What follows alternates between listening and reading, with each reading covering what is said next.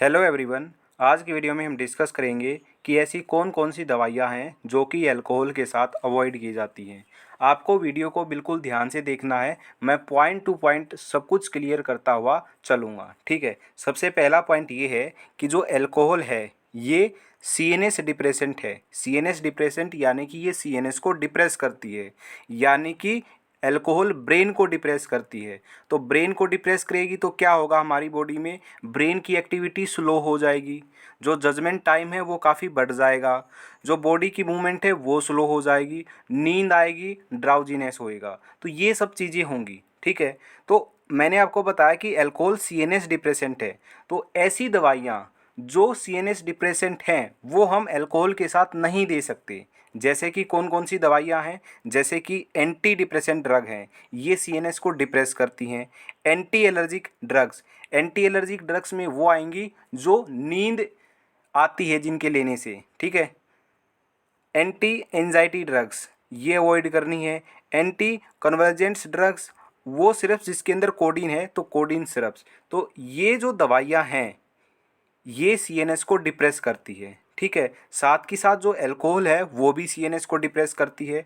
अगर अल्कोहल के साथ ये दवाइयाँ दी गई तो होगा क्या, एडिटिव एक्शन आ जाएगा, ठीक है। तो ये और ज़्यादा CNS को डिप्रेस करेंगी और ये अच्छा नहीं होगा व्यक्ति के लिए, ठीक है। तो ऐसी दवाइयाँ जो CNS को डिप्रेस करेंगी वो इसके साथ नहीं देंगे, क्योंकि अल्कोहल भी CNS को डिप्रेस करती है। ओके, आपको रीज़न समझ में आ गया होगा। तो पहला पॉइंट तो ये हो गया। अब नेक्स्ट पॉइंट की तरफ बढ़ते हैं। अल्कोहल वासोडाइलेटर है, यानी कि अल्कोहल हमारी बॉडी में जो ब्लड वेसल्स होती है उनको डायलेट कर देती है, ठीक है। अब डायलेट करने से क्या होगा, BP गिर जाएगा, BP लो हो जाएगा। तो कोई व्यक्ति BP की दवाइयाँ खा रहा है और ऐसी दवाइयाँ खा रहा है जो वासोडाइलेटर इफेक्ट प्रोड्यूस करती हैं। एक तो अल्कोहल भी वासोडाइलेटर है, दूसरा वो ऐसी दवाइयाँ खा रहा है जो वासोडाइलेटर प्रोड्यूस करती हैं, इफेक्ट प्रोड्यूस करती हैं। तो उन दोनों को हम कंबाइन नहीं कर सकते, यानी कि अल्कोहल के साथ ऐसी दवाइयाँ नहीं दी जा सकती जो कि वासोडाइलेटर हैं। क्योंकि अगर दोनों कंबाइन करके दी गई, अगर अल्कोहल के साथ वो दवाइयाँ दी गई तो BP बिल्कुल नीचे गिर जाएगा, बिल्कुल हाइपोटेंशन हो जाएगा, ठीक है। और ये बहुत ज़्यादा खतरनाक होगा। ओके, तो अल्कोहल के साथ वो दवाइयाँ नहीं देंगे जो वासोडाइलेटर इफेक्ट प्रोड्यूस करती है, क्योंकि अल्कोहल भी एक वासोडाइलेटर है। ओके, अब क्वेश्चन ये है कि कौन कौन सी दवाइयाँ हैं। जैसे कैल्शियम चैनल ब्लॉकर्स हैं, है ना, तो उसके अंदर आता है एम्लोडिपिन आता है। दूसरा, एंटी एंजाइनल ड्रग्स आती हैं। एंटी एंजाइनल में जैसे आइसोसोर्बाइड मोनोनाइट्रेट है, ये भी वासोडाइलेटर है ना। ग्लिसरल ट्राइनाइट्रेट आती है, ये भी वासोडाइलेटर है। तो जो ये दवाइयाँ हैं ये अल्कोहल के साथ नहीं देंगे, क्योंकि ये दोनों आपस में मिलके ज़्यादा वासोडाइलेशन कर देंगी, जिससे कि BP का जो लेवल है वो बहुत नीचे तक गिर जाएगा, ठीक है। ये हो गया हमारा दूसरा पॉइंट। अब हम बात करते हैं नेक्स्ट पॉइंट की। नेक्स्ट पॉइंट ये है कि जो अल्कोहल है वो GI इंजरी करता है। GI का मतलब गैस्ट्रो इंटेस्टाइनल इंजरी करता है, यानी कि अल्कोहल क्या करता है, हमारे पेट के अंदर, हमारा जो पेट होता है ना, ये आपको पिक्चर दिख रही होगी, ये हमारा स्टमक है और इसके अंदर क्या है, गैस्ट्रिक म्यूकोजा। तो अल्कोहल गैस्ट्रिक म्यूकोजा को डैमेज करता है, जिससे कि अल्सर होने का चांस रहता है, कि अल्सर हो जाएगा। जो व्यक्ति हर रोज़ अल्कोहल ले रहा है उसमें अल्सर, अल्सर का मतलब छाले, पेट के अंदर छाले होने का चांस ज़्यादा रहता है, ठीक है। तो तो ये जो पॉइंट है ये आपको समझ में आएगा कि अल्कोहल GI इंजरी करता है, जिसकी वजह से स्टमक में, पेट के अंदर छाले होने का चांस रहता है, ठीक है। दूसरा पॉइंट क्या है इसके साथ साथ, कि जो पेन किलर्स होती हैं, जितने भी पेन किलर्स हैं या फिर स्टीरॉयड्स होते हैं, ये दोनों क्या करते हैं, ये दोनों भी अगर कोई व्यक्ति लगातार खा रहा है तो उसकी बॉडी में अल्सर होने का चांस रहता है। तो अल्कोहल भी क्या करता है, अल्कोहल से भी अल्सर होने का चांस है, पेन किलर और जो स्टीरॉयड्स है उनसे भी अल्सर होने का चांस है। अगर अल्कोहल के साथ पेन किलर या स्टीरॉयड्स दिए जाएं तो अल्सर होने का बहुत ज़्यादा खतरा बढ़ जाएगा, ठीक है। इसलिए अल्कोहल के साथ कभी भी पेन किलर और स्टीरॉयड्स नहीं लेने चाहिए। ये पेन किलर और जो स्टीरॉयड है ये अल्कोहल के साथ नहीं लेने चाहिए कभी भी, ये अवॉइड करने चाहिए, ठीक है। ये पॉइंट भी आपको क्लियर हो गया होगा। अब बात करते हैं नेक्स्ट पॉइंट की। नेक्स्ट पॉइंट इज, आपको पता है, सबको पता है कि जो अल्कोहल है वो लीवर डैमेज करता है, सबको पता है। तो ऐसी दवाइयाँ कभी भी अल्कोहल के साथ नहीं लेनी चाहिए जो लीवर डैमेज कर रही है। ठीक है, वो कौन कौन सी दवाइयाँ हैं? जैसे कुछ दवाइयाँ हैं जो कोलेस्ट्रॉल को कम करने के लिए ली जाती हैं, जैसे एटोरवास्टेटिन है, फिनोफाइब्रेट है। ये दवाइयाँ कोलेस्ट्रॉल को कम करती हैं। ये दवाइयाँ क्या करती हैं? लीवर डैमेज करती हैं, है ना। जैसे पैरासीटामोल हो गई, जिसको आप डोलो नाम से जानते हो, पैरासीटामोल भी लीवर डैमेज करती है। तो जैसे पैरासीटामोल है, एटोरवास्टेटिन है, फिनोफाइब्रेट है, ये दवाइयाँ लीवर डैमेज करती हैं। और अल्कोहल भी लीवर डैमेज करता है। अगर अल्कोहल के साथ ये दवाइयाँ दी गई तो लीवर डैमेज का खतरा और ज़्यादा बढ़ जाएगा। इसलिए कभी भी अल्कोहल के साथ पैरासीटामोल, एटोरवास्टेटिन, फिनोफाइब्रेट ये दवाइयाँ नहीं लेनी चाहिए, ये दवाइयाँ अवॉइड करनी चाहिए। ठीक है, ये हमारा नेक्स्ट पॉइंट हो गया। अब बात करते हैं इससे नेक्स्ट पॉइंट के बारे में। नेक्स्ट है डायबिटिक पर्सन को, कोई डायबिटिक पर्सन है और वो सल्फोयूरिया कैटेगरी की ड्रग्स ले रहा है, जैसे कि टोलब्यूटामाइड हो गया, ग्लिम्पराइड हो गया। ये जो ड्रग्स हैं ये डायबिटिक पर्सन ले रहा है, ठीक है, शुगर को कंट्रोल करने के लिए। ये ड्रग भी अल्कोहल के साथ नहीं लेनी चाहिए। अगर ये ड्रग अल्कोहल के साथ ली जाती हैं तो हाइपोग्लाइसीमिया हो जाएगा, जो ब्लड ग्लूकोज लेवल है वो बिल्कुल ही लो हो जाएगा। ठीक है, तो ये बहुत ज़्यादा डेंजरस इंटरेक्शन शो करेगा। तो डायबिटिक पर्सन को भी अल्कोहल के साथ ये दवाइयाँ नहीं लेनी चाहिए। ठीक है, ये पॉइंट भी आपको क्लियर हो गया होगा।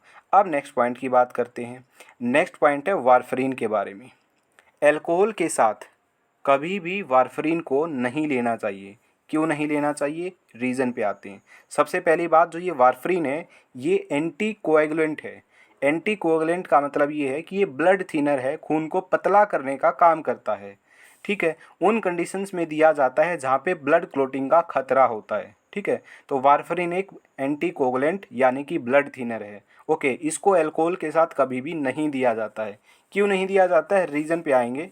देखिए, अल्कोहल को जो एंजाइम मेटाबोलाइज करते हैं वही सेम एंजाइम वारफरीन को भी मेटाबोलाइज करते हैं।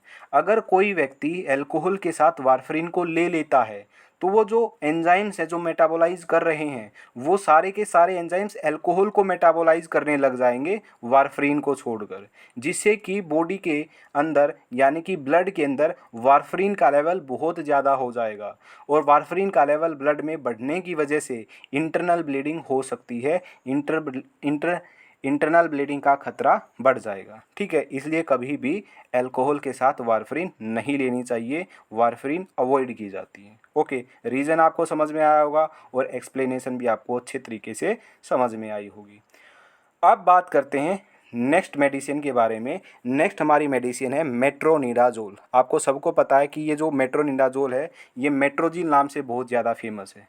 ये हम डायरिया में यूज़ करते हैं, है ना, कॉमनली यूज़ होने वाली दवा है, आप सबको पता है। तो ये भी कभी भी अल्कोहल के साथ नहीं लेनी चाहिए, क्योंकि इसके लेने से बहुत ज़्यादा एडवर्स इफ़ेक्ट होते हैं। क्या क्या एडवर्स इफ़ेक्ट हो सकते हैं? जैसे कि चेहरा लाल हो सकता है, सिर में दर्द हो सकता है, स्वेटिंग हो सकती है, उल्टी आ सकती हैं, बहुत ज़्यादा उल्टी आ जाएंगी, हार्ट रेट है वो इंक्रीज़ हो जाएगा, सांस लेने में दिक्कत हो जाएगी। तो ये सारे साइड इफ़ेक्ट हो सकते हैं अगर अल्कोहल के साथ मेट्रोनिडाजोल लिया जाए तो।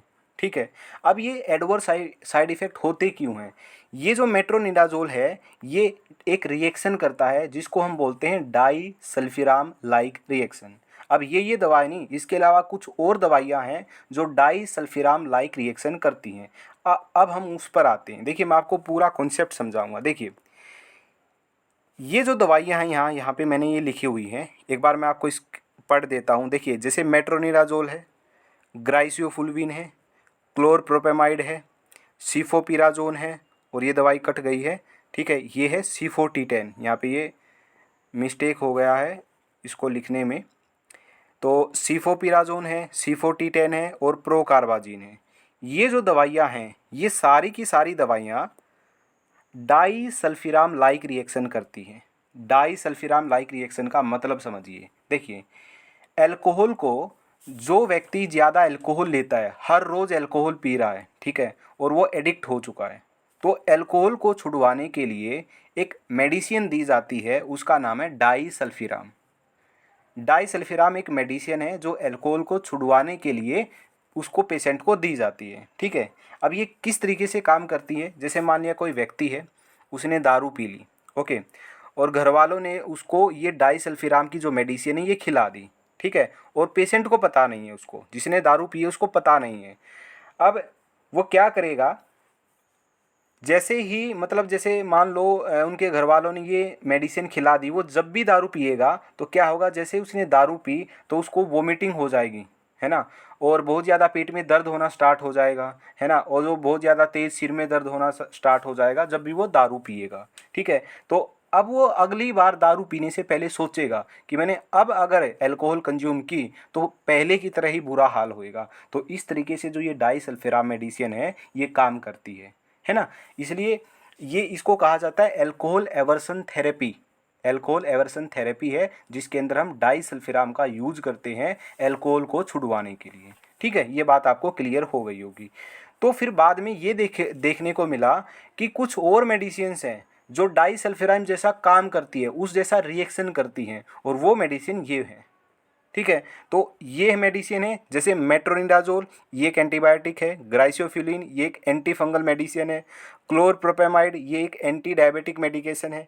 सीफोपिराजोन और सीफोटीटेन ये भी एंटीबायोटिक है, सिफेलोस्पोरिन ग्रुप की, है ना। प्रोकार्बाजिन ये मेडिसिन है जो कैंसर में यूज की जाती है। तो ऐसा पाया कि ये जो मेडिसिन है ना, ये भी डाइसल्फिराम की तरह रिएक्शन करती हैं।